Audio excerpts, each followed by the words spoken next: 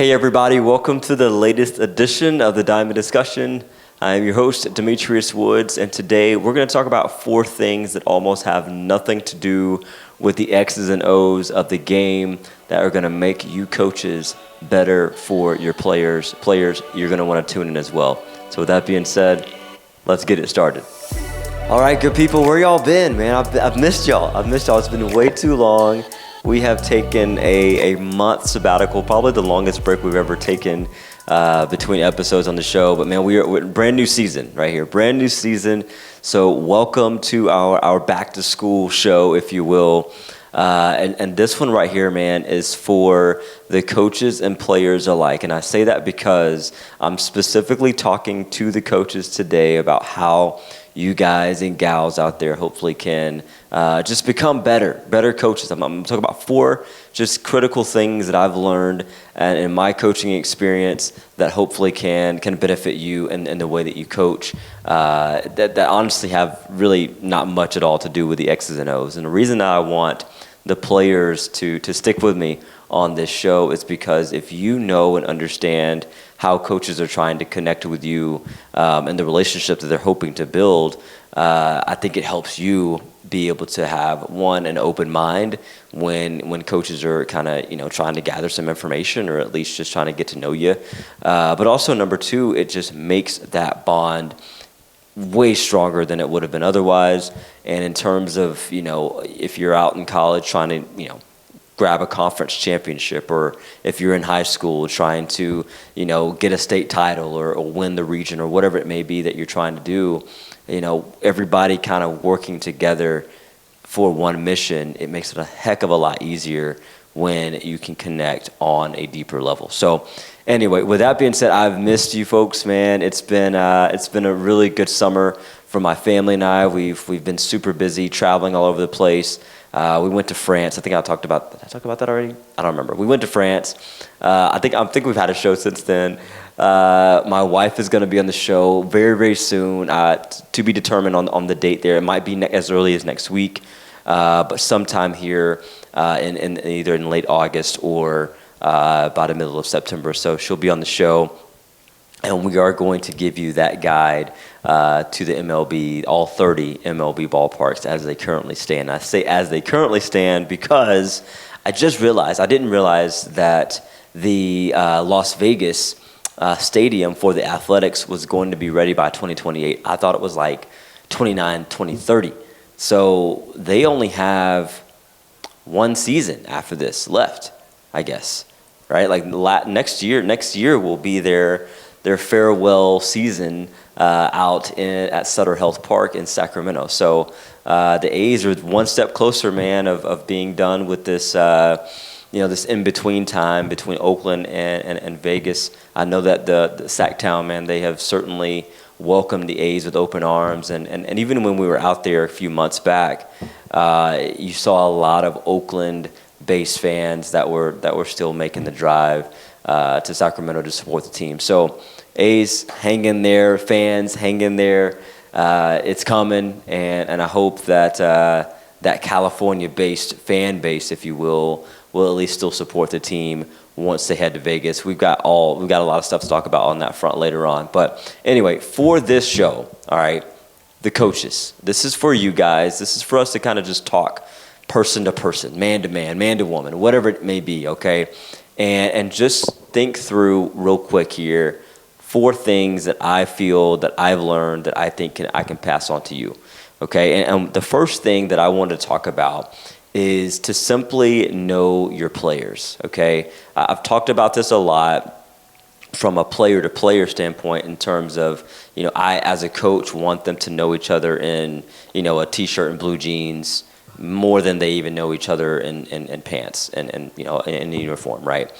But similarly, now I won't say same thing, but similarly as a coach, I think it's great for you to know, hey, what makes your player tick off the field, right? What are their interests? What are they open to? What do they not like? What do they love, right? I think those are all good things, but here's the thing. Before I even go too deep into that, on the field and in practice and things of that nature, like really you want to kind of know, how do I challenge them? right? Is this player going to respond well by me yelling at them or being loud in general?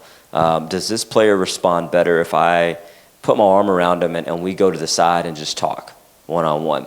What player really requires me to give them very specific, detailed, mechanical cues to help them be better? All right, what players just need one simple cue and they want to be left alone, right? And I think about all of those different, points there, and I can think back to multiple players who kind of fit in each of those categories, right? Because I genuinely got a chance to know a lot of my players, and I hope that they can say the same thing, that they got to know me as well. They know Coach D probably better than I know myself sometimes, right? But I think it's cool though when you can build that relationship and build that rapport with them. That puts you both in a much better setting. And I believe that before you have to critique or before you have to give that constructive criticism or have a difficult conversation, it's a phenomenal situation if you can know who they are before that, right? So keep that part in mind, right? A couple other things, I was thinking earlier, like what makes you or what makes the player tick, but like how do you challenge them, but also what motivates them, right? I think that's a critical piece too. If you think about from the human perspective, right? I think everybody has different motivators. Maybe it's family, right? Maybe it's that scholarship. Maybe it's which in high school that's not a thing, obviously, but maybe it's getting that Letterman jacket, right? What is it that's motivating that player to be on the ball field? Well, they've been doing it since they're 5 years old, and they want to be able to say, hey, I did this from age 5 to age 21, 22, 20, whatever that number is, right? Or I wanted to say that, hey, I reached one of the pinnacles of my career as a college softball player, a college baseball player, a college whatever, or high school ball player, right? Whatever that may be, or even in the pros. And so what find that motivation for that player, and then be able to come back to it over time, right? Like when the times are tough, when things are getting a little dicey, in practice, or maybe we've gone 0 for 5 with 3 strikeouts over the course of 2 games. Like, that's okay. That's going to happen. Don't lose our head about it.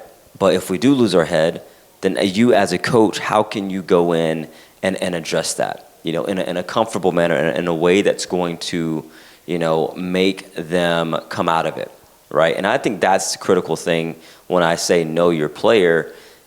You have to be able to address a player in the manner that they need it, right? You may be a loud, boisterous coach. You may be a mild, just mild-mannered kind of a person, right? And that's okay. Whatever floats your boat, you have your style.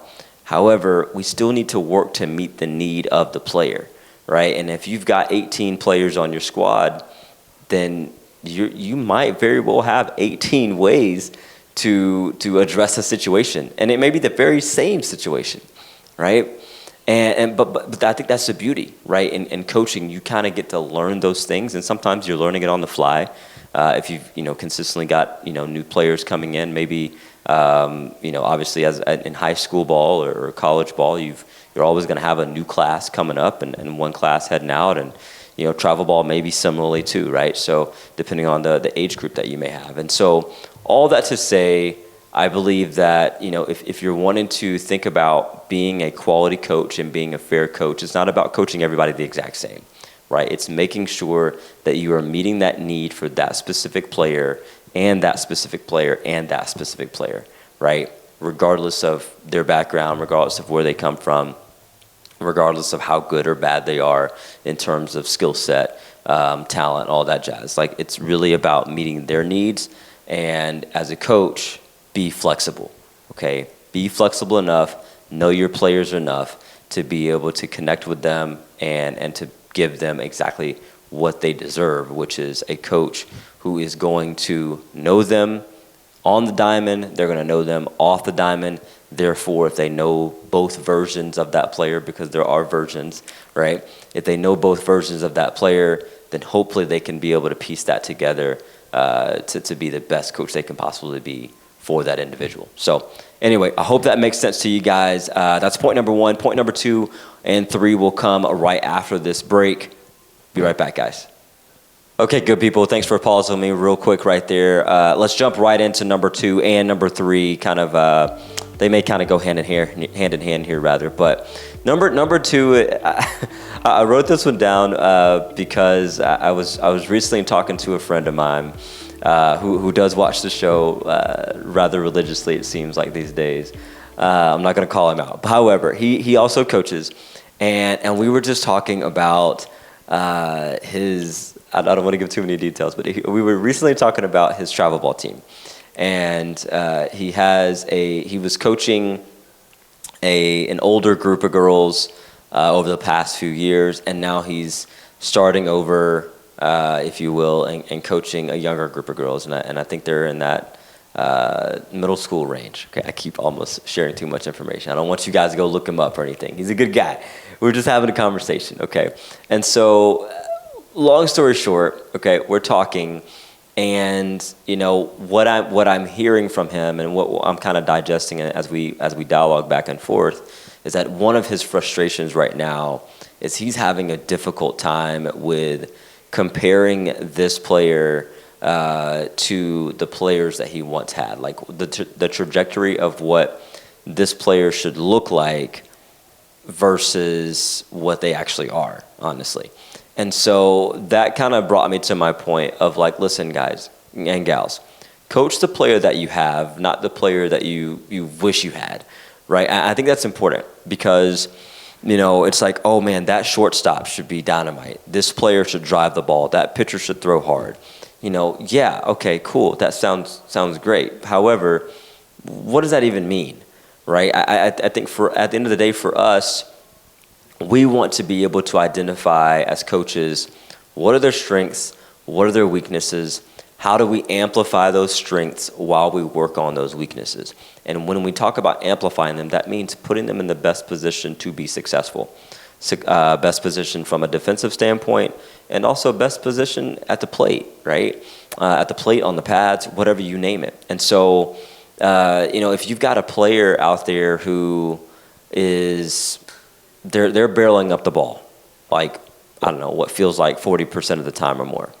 Well, you better have regardless of whether they're young, old, whatever, you better have a dang good reason for, you know, adjusting their swing, right? Rearranging their swing. If they're barreling the ball, like, let them barrel the ball, right? And let them do what they do. If you're tweaking something, that's totally different. But completely overhauling it to be the player that you're wanting them to be necessarily, not sure that's as good for the game, honestly, as it should be, and it's definitely probably not as good as it is for them, right? And so I think, you know, if you came to a player and go, hey, listen, we need you as a team to be this, and the player is, you know, obviously he or she has the mindset to change what they're doing and whatnot, and they're willing to give it a go, then let's make it with some coercion potentially, right? Then let's go down that road. However, if it's working, don't break it, right? Don't break it. And so I think at the end of the day, because I notice I did not say if it ain't broke, don't fix it, because I said if it's working, don't break it. And what I mean specifically by that, guys, is that sometimes, especially in our game, it's very difficult to get in a groove and stay there for an extended period of time. When players are in a groove, specifically at the plate, let them go. Let them hack. Let them do what they're doing. And if it's producing good contact and it's producing quality results for the club, let it be, right? And so I'll say that, and I'll kind of leave it at that for now. But just understand, right? You don't need 18 identical players, right? I know for me, like as a coach, I love speed, right? But if I had a team of only speedsters and I guess the stick about speedsters, especially in the softball world, they're typically not going to be power hitters. Now, I have some out there who proved me wrong about that, and I loved them a lot, obviously, in terms of, being able to place them in the lineup and things like that. However, your power hitters need to be in the game too, right? You can't have, not a lineup of 9 players who, just can bunt the ball and go, right? Have some diversity, coach the player that's right there in front of you, and be what they need you to be, right? So that's number 2. Number 3 here is correct without destroying confidence. And this might be the most important one, okay? Whether you're coaching the males or you're coaching the females, confidence is critical. And I have come across players who have had their confidence destroyed prior to arriving, to my team, and hopefully we were able to patch that up. And sadly, I may have been on the flip side of that at some point, right, where I may have ruined some confidence in some areas. And, we don't want to be that kind of guy or gal. We don't want to be that kind of coach at all, a coach that, does not offer the proper amount of coaching so that their confidence level can be where it needs to be, right? And I think that's critical, all right? At the end of the day, okay, when you are giving constructive criticism, you are critiquing, you are correcting, right? You want to make sure we're not trying to be soft, right? Because some players don't need that. Some players do need that, and to some degree, right? But what we want to do is we want to make sure that the words that we say and the way that we say it is out of respect, and it solves one simple solution. It makes them better, right? If it's not going to make them better, then we don't need to say it, right? If it's, for example, hey, you should have caught that ball. Well, yeah, coach, I know that. Right, and I understand in the heat of a moment, like, we can say stuff, and I've been there before as well. But talk about the adjustment that needs to be made. Your first step was up. You got to be back right there, right? And it may be that kind of an intense conversation with them, right? Like bro, the last 4 fly balls you've gotten, your first step's been up. Drop step and let's go, right? It may be that, okay?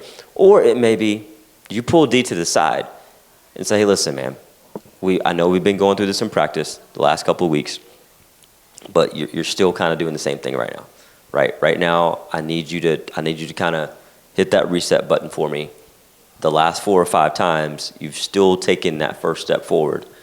We need to drop step, open up like we've been working on, and look over that shoulder and hightail it out towards the wall so that we can make sure we can make a quality play on that ball, right?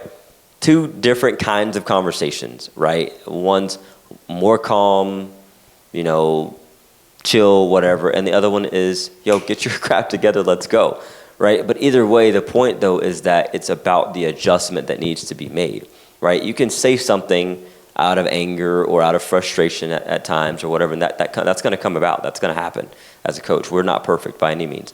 But what we can be responsible of is being a coach.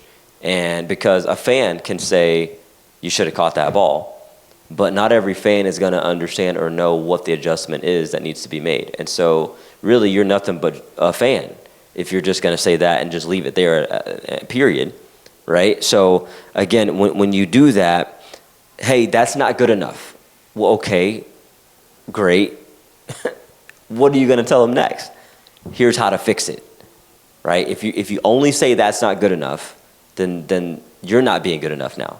You're not being a good enough coach because you're not telling them what they need to do to fix, what they need to adjust so that they can be good enough for your standard, the standard of your team, and their standard. Because most players at the high school level and beyond are very aware of what their standard is and what their best looks like. All right? You as a coach also have a standard of what you expect out of that position, what you expect. Like for me, I specifically knew what was my expectation out of my 3-hole. What was my expectation out of my center fielder? Like my defense was built around my center fielder, if you believe it or not, okay? Which is kind of a weird thing to say. Probably other coaches would would disagree, or they may have different, thoughts on that front. But specifically, over the years, my center fielder, obviously their arm was strong.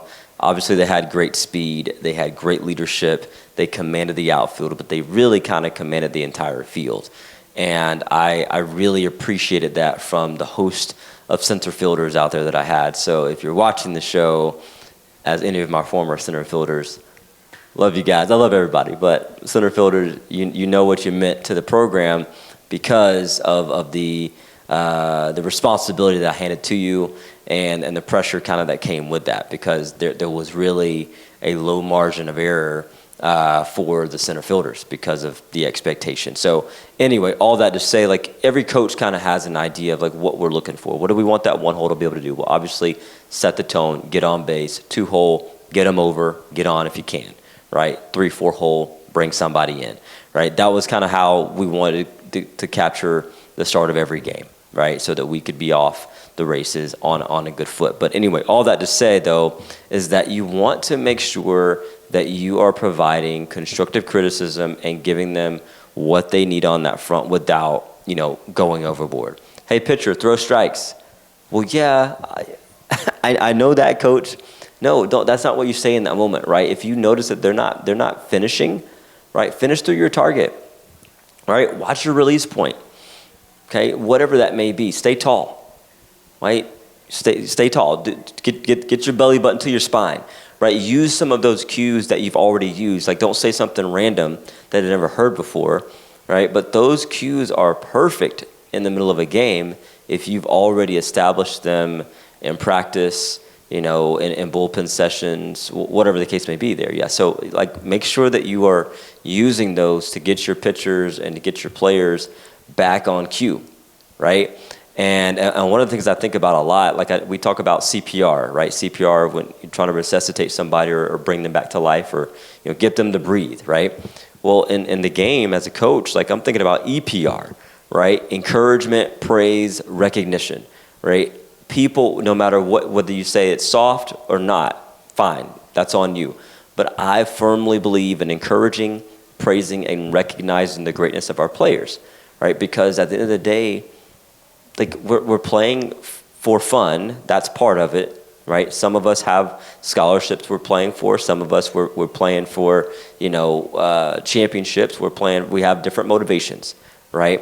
But at the end of the day, I think it's great for the players to know that their coaches are recognizing what they're doing out on the field, right? And so when you're being able to be specific about that encouragement, specific about that praise, specific about that recognition, then you're not really necessarily having to do the figurative CPR on that player later on, because you still have them, right? You haven't lost them. You haven't been overly critical. You have not been, you haven't been correcting without, or you haven't been able to, lose them, because you've been able to correct without, being a jerk, or, making sure that you're, doing what the player needs you to do without ruining their confidence, right? So again, that's such a big deal, guys. If you will take that to heart as coaches, and then players, right? I said I wasn't going to be talking to you necessarily today, but this is for you specifically. If your coach, man, if he or she is not meeting the need that you have, right, then I think it's totally worth it for you to say, hey, Coach D, you've been great, and I've appreciated you, hopefully, but could you give me some more specifics on mechanics? Right now, like, I think you've done a great job or whatever being general, and maybe you don't have to say it like this, but I'm giving you guys a general sense here, right? You've done a great job of kind of overall coaching, but I need you to be more specific about my arm slot when I'm pitching. Or I need you to be more specific. Like, when you're asking me to hit the ball the right side, well, obviously I haven't been able to do that. Like, so how can I do that more? Like, what adjustments can I make on that front, right? And so as a coach, you want to and you need to be able to, provide an answer when your players are coming to you with questions like that. But also, sometimes it's good just to kind of be quiet and let them share what's on their mind there, so that you can properly diagnose, what's going on, and then, provide the next steps after that. So anyway, I hope that makes sense as well, guys. That was number 2 and number 3. Number 4 is going to be right after this last commercial break, plus our thought you should know moment for today, and we'll get you guys out of here. Be right back. Okay, good people. So last but not least, number 4 here for the coaches is very simple. Remember who the game belongs to. All right, it does not belong to the umpires. It does not belong to the fans. It does not belong to the coaches, even though sometimes as coaches we feel like it does. No, okay? We are temporary stewards of the players' relationship with this game, essentially, right? We are trying to pass the torch to them, and as coaches, you got to ask yourself, right? Are my players growing in their confidence? Okay, are they learning how to handle failure? Are they learning the game? Are they learning to love the game, right? Because at the end of the day, that's what it's about. Okay, it's about making sure that we fully, right, pass the game along to them, so that the next generation loves the game more than when they arrived. Okay, so don't forget that part either. All right, I think that's sometimes get lost in the minutia of a season, and even in the off season, right? I think a lot of us can have those off season woulda, shoulda, couldas, or man, maybe I could have said that differently. Like, yeah, fine, I get it. However, if you're not going to do anything about it next season, then that off season feeling does you no good, and does your team no good either. Right? So make sure that if you are having some of those self-reflections, which I hope we all are, then you apply them, right? You make sure that, next year's better, that you're better, and so that they can be better because of it, right? So keep that in mind, right? Like, listen, players are not going to remember your bunt defense 20 years from now, right? You're probably not even going to remember it 20 years from now. However, they may not even remember their records.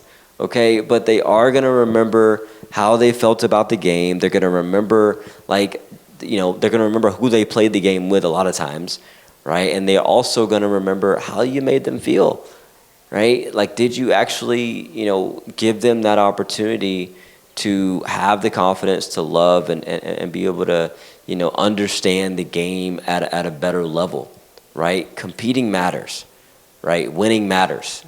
I'm not going to sit here and tell you it doesn't. Because I don't like to lose. I hate to lose, right? We were just in the semifinals, man. We meaning my 30 and older baseball team here in Nashville, and we dropped game 1 pretty miserably. Game 2 we were able to come out on top, and then game 3, it slipped away from us early, and we couldn't recover. And so we get bounced out of the playoffs, and tonight, they am recording this show, which is 2 days prior to its release, is the championship game between the team that just beat us and another team in the league.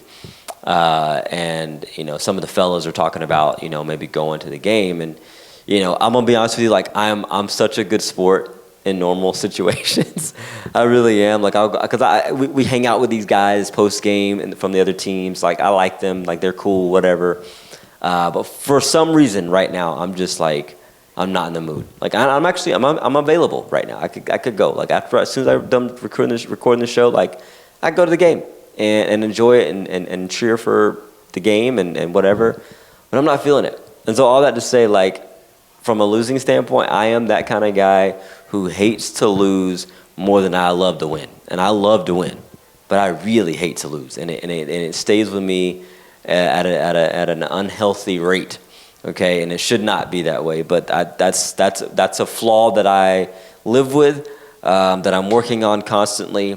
But even to say all of that, okay, even though that's a personal flaw, I try to make sure that my players can move on, right? Like, I give them the 10-second or the 25-second rule in the dugout. Like, you struck out, fine, whatever. Do what you got to do and get your crap together so that we can, go back on a defense. Right? Because it's not like football, right? Football, if you're a quarterback, you go out and then you get a series off because your defense goes on the field, right? Not in our sport. In the diamond sport, typically, right, you come off the field, off defense, and if you just made 2 errors, well, the baseball, softball gods may have you batting, lead off the very next inning. So now you got to immediately reset and get right back after it, right? So again, just all that to say, guys, remember who the game belongs to, and that kind of just leads me to my thought you should know moment, which is actually my newfound tagline for the show. All right, my newfound tagline for the show is to love the game. Excuse me, I already messed it up. My bad. Is to play the game. My newfound tagline for the show is to play the game, love the game, guard the game. And I'll debrief on that further in shows to come. But in its simplest form, right, every kid who's ever touched a baseball bat or softball or put on a glove, like, they just want to play it, right? They just want to play it, and they want to have fun with it. And then eventually they fall in love with it, hopefully. And then eventually they get older, all right? And like us coaches, they're looking for opportunities to, give back to it, hopefully. And that's where you get to guard the game. And honestly, when you talk about the grand scheme of life, right, you are guarding the game longer than you're playing it. All right, if you're a coach or if you're a parent or a fan or whatever, right? And so it's important that we invest in the next generation so that they can play it and then fall in love with it, and then they want to actually guard it, right? Nobody wants to guard something that sucks, right? Or nobody wants to guard something that they hated. Nobody wants to guard something that made them miserable. We want to actually just throw that in the trash, right? So for the game to be around for a long time and for it to stay around for a long time, we want to play it the best we can. We want to fall in love with it, and then we want to guard it. But it's up to the guardians to make sure that the generations to come are playing it and are falling in love with it so that they want to guard it as well. So anyway, I hope that puts that in a nice, beautiful bow for you guys. We're going to wrap this show up, man, like we always do. So please let every single thing you do be done in love, because that is truly what makes this beautiful world go round, guys. Welcome back once again. Thank you for tuning in. We'll talk to you next time.